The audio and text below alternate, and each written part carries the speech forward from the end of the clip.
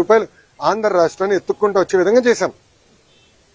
అది తట్టుకోలేక గౌరవ హోంమంత్రి గారు ఆమె వేసుకున్న బట్టల పైన అట్లా మాడటం చాలా చాలా బాధాకరం. అంటే ఇక్కడి నుంచి అక్కడ నడిస్తే ఒక కేజీ బరువు తగ్గుతారని ఎగతాళి చేస్తాం చాలా చాలా బాధాకరం.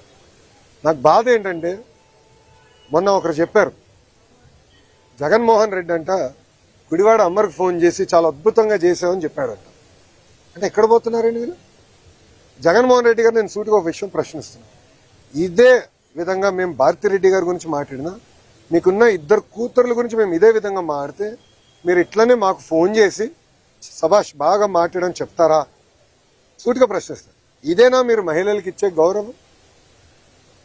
అధికారంలో ఉన్నప్పుడు మా తల్లిని అవమానించారు, బ్రహ్మణిని అవమానించారు.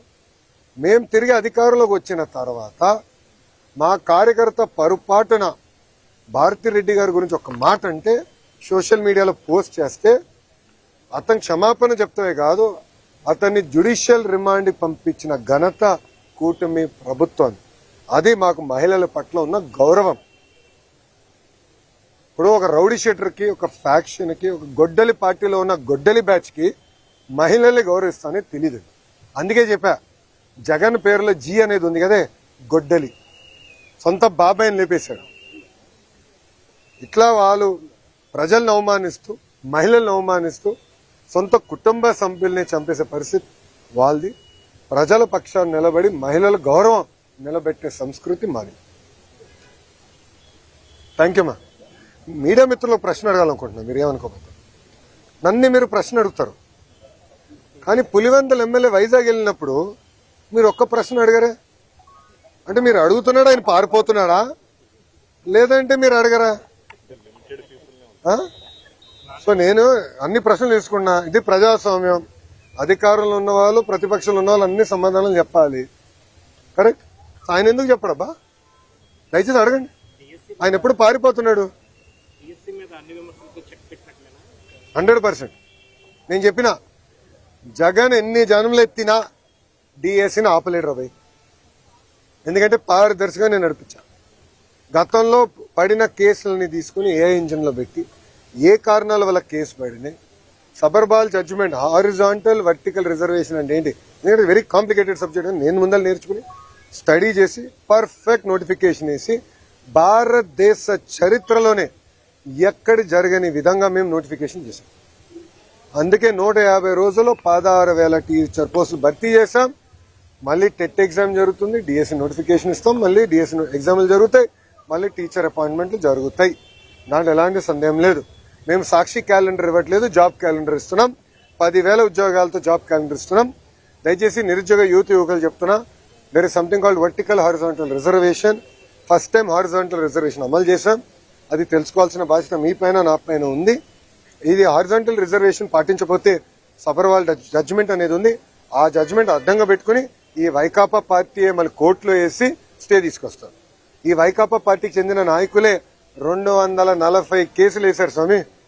240 కేసులు వేశారు. దాంట్లో 43 కేసులు ఇప్పటికీ కోర్టు డిస్మిస్ చేసింది, మిగతా అంతా హియరింగ్ చేసింది. నేను పారదర్శకంగా నడిపించాం, మా డిపార్ట్మెంట్ పారదర్శకంగా నడిపించింది. నాకు ఎలాంటి సందేహం లేదు. ఫుల్ ప్రూఫ్గా చేశాం. అండ్ వాస్తవంగా మీరు చూస్తే 5 సంవత్సరాలు జగన్ అధికారంలో ఉన్నప్పుడు ఒక డిఎస్సీ చేయాల, గ్రూప్ 1 నోటిఫికేషన్ ఇవ్వాల, గ్రూప్ 2 నోటిఫికేషన్ ఇవ్వాల, జాబులు భర్తీ చేయలేదు. ఒక ప్రభుత్వ ఉద్యోగం కూడా భర్తీ చేయలేదు. ఆయన పెద్ద పెద్ద మాటలు చెప్తారు. అసలు ఆయనకేం అర్థం అవుతుంది స్వామి? ఒక డిఎస్సీ చేస్తే వర్టికల్ హారిజాంటల్ రిజర్వేషన్ ఏంటో ఆయనకు అర్థం అవుతుంది. ఒక డిఎస్సీ చేయకుండా, ఒక్క టీచర్ పోస్ట్ ఇవ్వకుండా మా పైన మాడే హక్కు మీకు ఎట్టొచ్చింది స్వామి? మీరు ముందర సబ్జెక్ట్ తెలుసుకోండి. ఆయన ఏమన్నాడు? అసలు ఎక్కడ మేము రిజల్ట్స్ బయట పెట్టలేదు, ఏం లేదు. మళ్ళీ ఆన్లైన్ ఆయనే ఓపెన్ చేసి చూపించాడు ప్రెస్ మీట్లో. మీరు చూసారా లేదు? ర్యాంకులన్నీ మళ్ళీ ఆయనే చదివి చెప్తున్నాడు. మళ్ళీ అది ఎక్కడి నుంచి వచ్చినట్టు? ఆన్లైన్ కదా.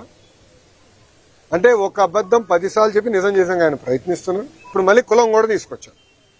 దౌర్భాగ్య స్థితి అని అంటే 2014 నుంచి 19 ఇట్లనే వాళ్ళు ఏం చెప్పారంటే ఒకే సామాజిక వర్గానికి చెందిన వాళ్ళందరినీ డిఎస్పీ చేశారు. ఆనాడు ప్రజలు నమ్మారు. వాళ్ళ అధికారంలోకి వచ్చిన తర్వాత మేము శాసనసభ సాక్షిలో ప్రశ్న అడిగాం, ఎంతమంది డిఎస్పీలు ఆ సామాజిక వర్గం చెందిన వాళ్ళని ప్రమోట్ చేశారు. తిరిగి చూస్తే 4-5% ఉంది. మళ్ళీ ఆ రోజు అబద్ధం చెప్పినట్టే కదా వాళ్ళు. ఇప్పుడు కావాలని ఒక పెయిడ్ బ్యాచ్ పెట్టుకున్నాడు. ఒక రిటైర్డ్ పనికిమాల ఐఏఎస్ ఆఫీసర్ ఆయన రాష్ట్రానికి ఎలాంటి పని చేయని వ్యక్తిని తీసుకొచ్చి పెట్టి ఒకే సామాజిక వర్గానికి చెందిన వాళ్ళందరికీ స్పోర్ట్స్ కోటా కింద ఇస్తానన్నారు. ఇప్పుడు మేము బయట పెట్టి ఆ మనిషి ఎక్కడున్నాడు? క్షమాపణ చెప్పాలి కదా, చెప్పమనండి ఇప్పుడని. అంటే అబద్ధాలు చెప్పి మా పైన బురద జల్లి పారిపోతున్నారు. నేను ఇక్కడ నుంచి ఉన్నా కరెక్ట్గా జగన్ ఇంటికి నేను తిప్పి కొడితే 200 మీటర్లు కొట్టలేను. I'm ready for debate any time, రమ్మని చెప్పండి. I'm ready for debate and discussion. అంతేగాని ఏసీ రూముల్లో కూర్చుని మాకు లెక్చర్లు ఇవ్వాల్సిన అవసరం లేదు. వాస్తవాలంటే బయట పెట్టండి. ఒకటని నిరూపించాడా? అయ్యా 240 కేసులు వేసాం, ఎందుకు ఆపలేదు డిఎస్సీ ప్రాసెస్? పారదర్శకంగా నడిపించాం. స్పోర్ట్స్ కోట కూడా పకడ్బందీగా నడిపించాం. మేము కమిటీ కూడా పెట్టాం. ఎవరికైనా అన్యాయం జరుగుంటే మీరు వెళ్ళి కమిటీకి చెప్పండి. ఆ కమిటీలో సీనియర్ అధికారులు పెట్టి ప్రతి విషయం రివ్యూ చేస్తున్నాం. ఎందుకు వాళ్ళకి రాలేదు కూడా చాలా స్పష్టంగా చెప్తాం. ఇప్పుడు మా అధికారులందరూ టెక్నికల్ పైన ఆన్సర్ చేశారు. అక్కడి నుంచి సౌండ్ లేదు, జగన్ గారి దగ్గర నుంచి సౌండ్ లేదు. మళ్ళీ అదే అబద్ధం చెప్పేదానికి ప్రయత్నిస్తున్నారు. మేము ఇచ్చిన సమాధానానికి దానికి రెస్పాన్స్ మీరు ఇవ్వాలని నేను డిమాండ్ చేస్తాను. థ్యాంక్ యూ మా, జై హింద్.